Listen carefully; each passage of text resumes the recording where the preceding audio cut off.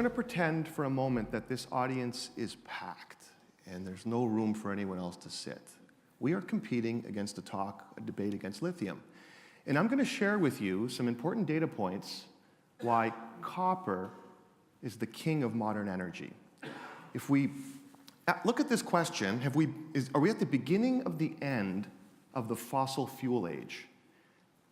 The answer is yes. What is up for debate is how quickly this will take place and how this will manifest itself. Within this pivot, there's going to be winners and losers, and we're going to talk about that from the concept of energy. I've studied energy my whole life. I've put 10,000 hours of experience in studying electrical systems, the oil and commodity markets, and all of these things, these new technologies that are now becoming commercially viable, and if you were to cut them in half, what goes inside them?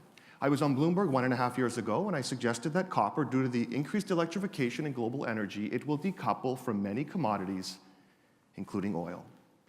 That is, in fact, what's happened. This decoupling has happened in a very specific way, and I'm going to show you statistics, data, and stories why I believe, and Sir John Templeton surely rolls around in his grave, why this time I believe it's different. You look at the decoupling of gold, it is decoupled from all commodities, except that of palladium. They have the same trajectory. If you understand copper pricing and who makes copper and where it's the applications of copper, Codelco is the world's largest copper producer. We're all aware of that. And the chairman, Mr. Oscar Landareche, during LME week, he suggested that copper could be $10,000 a ton in the year 2018. That's $4.50 a pound. And this is an important number because that's the all-time high in copper. It happened about 5 years ago, and you look at the chart. This is a 30-year chart of copper, and the blue line is the thing to glean out of this image. All of the activity that occurred with all the takeovers of copper juniors, I can give you 30 examples, happened with a mean price of about $3.50 a pound. This is the long-term price of oil. Oil is the dominant commodity by far. Even today, at $60 a barrel, it is about a $2 trillion market compared to copper's $100 billion. What oil does, many of the other commodities do. It's a US dollar trade, it's a reflation-deflation trade, but let me show you what you do if you superimpose copper to oil over the long run. They are identical. The all-time highs happened at the same time, the all-time lows happened at the same time. But what you can look at, if the all-time high of oil was 137 a barrel, it happened for a nanosecond, and the all-time high of copper was 450. When did the activity in the oil business occur? It was about $100 a barrel. So I can suggest to you that $3.50 a pound copper is a very interesting metric. Going back to my copper-only chart, copper's trading today at $3.10 a pound. This is a pretty good price. It's kind of like having $100 oil. But there's a difference, because in oil, we have new ways to extract that commodity. Copper, no such thing. We also look at the grade and what's happened within the copper business, and we're going to do that. We're going to look at it in detail. I believe that some of the takeovers in the coming cycle should surpass that of the past cycles. We always use history as a beacon, but where can we go in the future? So let's look at this statistically and within a story perspective. If you look at the supply of copper, these are the statistics. This is the International Copper Study Group of Lisbon. These statistics came out 4 days ago, and we've tracked now until August of 2017. I'm pointing to the end of 2016 here. Let us look at the usage. This would suggest to us that we are already in a deficit. Look at the numbers. There's a reason the world's largest copper producer is suggesting $4.50 a pound. If we're going to talk about energy, we need to appreciate this pivot. And the most important date in the history of energy occurred with the discovery of oil in South Texas, January 10th, 1901, by Anthony Lucas. He was born in Split, Croatia, 1855. His name was Anton Lucic. Lucas Oil is named after him. He would go to the Graz Polytechnic, he would come to America, and he would go there, and sure enough, oil was discovered. Why is this important? Nikola Tesla was born in Gospic, Croatia in 1856. He came to America at the same time, and the AC induction motor that he invented back in the late 1800s to this very day is what we're talking about with electrification. Each barrel of oil that we produce and consume and it's 97 million barrels a day. That's the daily supply and demand, and it's relatively balanced at this point. But most people do not recognize that 55% of a barrel of oil is used for transportation fuels. The other 45% is used in enhanced products. And what confuses investors is when you talk to big oil or the IEA, they will suggest to you that demand will keep growing for this product. But they forgot about you, the customer. When you talk about fuel switching, innovation, adoption, some people say demand of oil might fall to 75 million barrels. Now, I don't know what's going to happen in the future, but what I'm suggesting to you is that it's going to fall somewhere in the middle, but more importantly, oil as a commodity is no longer a growth business. There are reasons for that. If we look at Lee Iacocca and what he suggested years ago, he saved Chrysler on one of the most fantastical marketing campaigns in the history of advertising.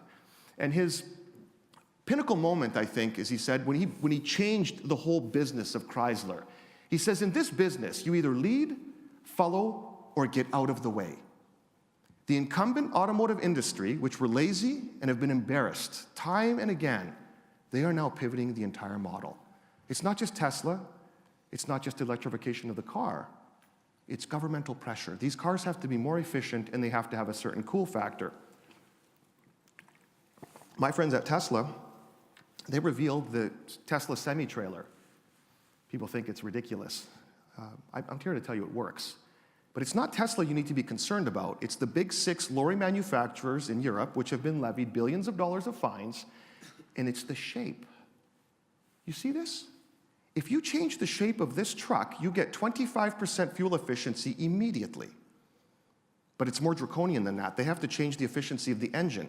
The average road transport in Europe is going to be 50% more efficient in the next 10 years. So if we scrutinize where the oil is used, I've already talked about the overall mix, but let's talk about the 55% in transportation. Road freight and passenger vehicles. I can suggest to you in the strongest terms that this is going to become more efficient. They're going to use less oil. I can suggest to you that only 6% of the world's oil is used to make electricity. It's not used to make power. The growth in this pie chart is the enhanced product. You are going to share in the value of petrochemicals, rubber, plastic, polyester, but not in transportation fuels. You see, motorization, if we can agree that 55% of oil is used in motorization, when you make the internal combustion engine more efficient, you use less oil. Does anyone here disagree with this fact of science? 45% of the world's electricity is consumed by a motor. There's billions of them. As we adopt to the electrification of transportation, that uses more copper. But interestingly, when you make an electrical motor more efficient, the same one that Nikola Tesla invented 120 years ago, you use more copper. You see the relationship here? This is the day that OPEC capitulated. You recall? The oil price collapsed. Saudi Arabia said, we are no longer the swing producer for this product. Big oil is now investing in big tech. This gentleman who runs one of the largest oil companies in the world, he says, we're investing in tech. Means not that we don't understand it, but we cannot become Kodak Film Company, Blockbuster Video, or BlackBerry. They are an energy company, and they are now going to invest in electrification. When Mohammed bin Salman Al Saud, when he talks about Vision 2030, it's now been curtailed a little bit. What he's really telling you is the divestiture is to things that are electrification. Hundreds of billions of dollars are going to be invested by these people. The divestment movement, the 2 largest contributors are the Norwegian State Oil Fund and Saudi Arabia to be. You cannot make this up. And if they're investing in electricity, you're darn sure they're investing in copper. My gas station happens to be a copper cable, and I've got a little bit more experience than most people. I drove a Tesla across America, and I happen to understand electricity. As noted, I spent 10,000 hours studying this. My brother Mario, to this day, is in power systems. To us, we read it like Harlequin romance. Unfortunately, if you don't have a background in electrical studies or electrical engineering, you don't appreciate the magnificence of what this is. People tell me when I drive my electric car that I'm fueling it with fossil fuels. That's not true. That's patently false. I drove across America, 13,500 kilometers, and this is me at Tesla headquarters. They tell me I have more experience than almost everyone in the world. And when I ask an audience, this is In my imagination, an audience of 1,000 people. How many people have driven an electric car? And there's always a few people that do this, but how many people drove an electric car 1,000 kilometers in one day to really see if it works? No one. This is my tour. I never had a problem. It's already been solved. You can drive in the city, you can drive long distances. This was the infrastructure Tesla built in April 2016. This is what it looks like today. This little company solved that puzzle very quickly. The incumbents are coming in, and I tell you again, my copper cable is my gas station, and it will be for society going forward. If you look at the power systems of America, and there's two large electrical systems, United States and China. And as noted, this is my tour, I did not fuel my car with fossil fuels. Now, it depends. If I was in West Virginia or in the Powder River Basin, that might be the case. Let's look at the details. The gentleman on the right, you probably don't recognize. The gentleman on the left, I'm sure everyone here has an opinion on. What occurred here? Jim Justice is the governor of West Virginia. Jim Justice made $1 billion in Appalachian thermal coal. In early August, he changed. He used to be a Democrat. He's now a Republican. And why did he do that? So that he could get a $15 a ton subsidy to continue the generation of electricity from thermal coal. You can't make this up. See this? That was missed by many people. Why is this important? All the investment in the United States last year in new power systems was renewable energy, not even natural gas. But it goes deeper than that. This is the electrical statistics in the OECD. We're looking at the top line, that's coal. The second line, blue, natural gas, it's risen. But what I'm trying to point out to you, what I'm trying to share with you, is the green box. People say that only 5% difference in renewable energy. But remember, I'm a copper investor. And renewable energy takes 500% more copper per megawatt of utility. So as a copper investor, that might as well be 25% increase. Do you know that it takes 1,000% more copper to do offshore wind? You can't substitute aluminum. Here's China. And China's an important market to follow. What the United States is, the capacity is 1,100 gigawatts of electrical generating capacity. A big power plant's 1,000 megawatts, which is 1 gigawatt. That's all you need to know in power systems. When you drive by a large power plant, it's approximately 1 gigawatt in size. China's now 1,500 gigawatts and climbing. They're the same size, 9.5 million square kilometers, but they have 4 times the people. They're the biggest consumer of copper, and they've embraced modern energy. They do not look like, or they don't think that they're being bludgeoned in the head with a 2x4 because you're addressing these things. It's a business. They are the leaders in electrification of transportation, photovoltaics, solar power, wind power. Let's look at their power system. Whenever you show a graph like this, it's always important to tell people, what am I trying to glean out of this? What's the important part? Well, we know it's the biggest power system. Only 3% of China's electricity comes from nuclear power. No, I'm going to show you what the biggest point is. It's this, the wind power and the solar power. Do you know that in the past 6 or 7 years, they built 150 gigawatts of wind power? They have curtailment. They can't even use it all. 100 gigawatts of solar power. Now, where my heart beats fondly is I know that it takes 500% more copper to make that possible. But the second part is the coal, it's not growing anymore. I repeat, China's thermal coal generating capacity is falling. They decommissioned the last coal-fired power plant in Beijing about 8 months ago. There's none left. 10 years ago, Eni suggested to investors that if you burn natural gas for electricity, it's tantamount to burning champagne. It was so precious. How the world has changed. This is a game changer. Natural gas is abundant. Natural gas can move around the world. But natural gas is the ultimate peaker power to augment intermittent renewable energy. It takes 30 days to turn up and down a nuclear power reactor. It takes coal about 7 days. Natural gas, it's a light switch. When you need it, you use it. and a lot less maintenance. They're doing the same thing. So if we talk about the jurisdictional differences, and in my last 5 minutes, I'm going to go into the copper theme now. But if we look at these jurisdictional differences of these various countries, they're all different. They have a natural endowment. They have a natural progression and utilization of energy.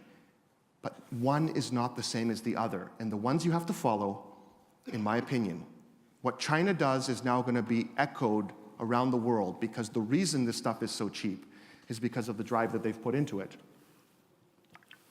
The bean counters have decided that in the next 20 years, when you put all this stuff together, the only commodity that has significant demand growth is copper. It's electricity. Now, you can argue what the demand growth will be, and you can choose your own adventure. That's not what we're going to talk about. What I'm suggesting to you is that when we go away from fossil fuels, it requires more electricity. And that will require both aluminum and copper. If demand is entirely different, supply is even more so. Do you know that the world's oil supply comes from 4,700,000 individual wells? Most people don't. Do you know that the 50% of primary copper supply comes from 25 copper mines? The supply of these things could not be more different. I list the top 20 here, 45%. This is the statistics from 2016. What's happening with these old legacy mines? Are we building anything new? Not so much. Where does copper come from? It comes from 3 sources. The recycling of copper, and this will always be there. Even Julius Caesar didn't throw his copper away because it has value. But predominantly, primary supply comes from copper cathode and copper concentrates. We know that because we're in the business. The demand, I will suggest to you, is going to grow. Supply cannot grow. Supply cannot grow. And it's not the will. There's so much of that in Lima, Peru, and Santiago, Chile, my friends. It's the money. You can't finance it. Let me show you why this industry is going through such a monumental change. We spent a lot of money. We spent about $150 billion looking for new copper reserves and resources. We all lived it. You invested in many companies. They didn't find anything. The biggest success story in the last cycle that went to production is Oyu Tolgoi in Mongolia. If we go a little deeper and we look at the grade, now I list you here operations that are producing today, including the future of copper mining. The blue line represents 0.5% copper equivalent. Let's go up the food chain. At the very top of it is Robert Friedland's Kamoa, which is an outlier. The future of copper mining is going to be lower grades. If anyone disagrees with this statement, I encourage you to reread the feasibility studies of the future of copper mining. It's simply not going to occur with high grade.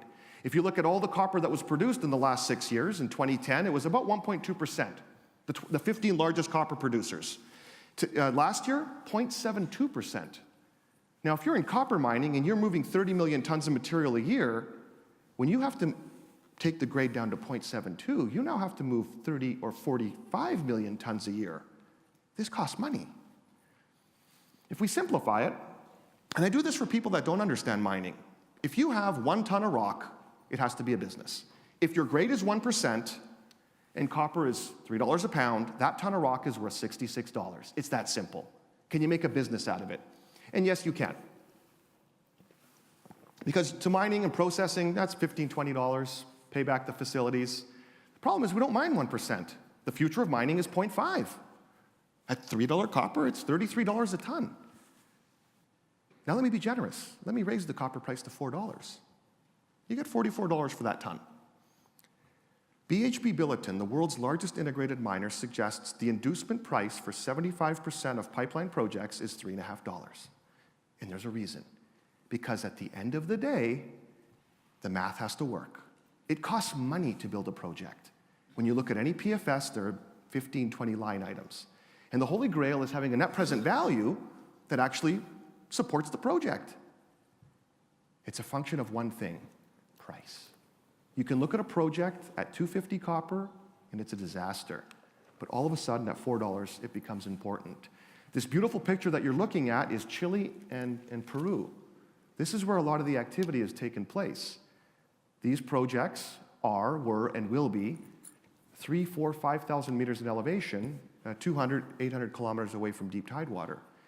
Every single peanut butter jelly sandwich that goes up the mountain and down the mountain, you have to pay for. Every worker that flies in and flies out, all the concentrate that leaves. This is why CapEx for copper porphyries is so very high.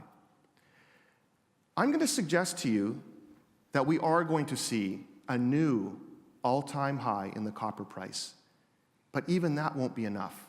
Because in the last cycle, if the grades were 1% or 1.1 or 1.2, it made a business case.